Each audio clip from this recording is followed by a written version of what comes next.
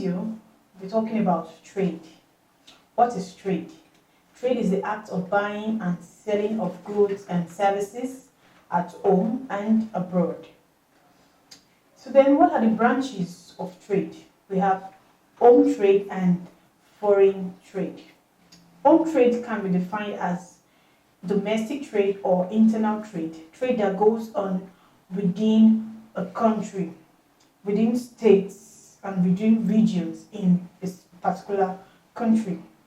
And then foreign trade can be defined as external or international trade.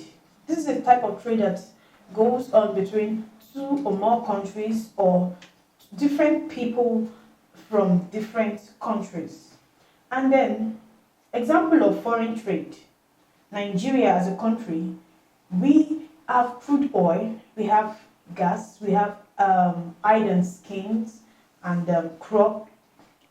So we as a nation engage in foreign trade by exporting those commodities and raw materials we have. We export them to other countries of the world, and at the same time we also import industrial facilities. We also import machineries that we don't have in our country and that we don't produce. We also import ships and likes of it. And then foreign trade as subdivision can be referred to as bilateral trade and multilateral trade. Then what are the differences between home trade and foreign trade? Home trade, we know, exists between a country. So therefore, in home trade, the use of same currency is allowed. While in foreign trade, having different countries trading at the same time, exchanging, exporting and importing, definitely they have to use different currencies in the process of exchange and distribution.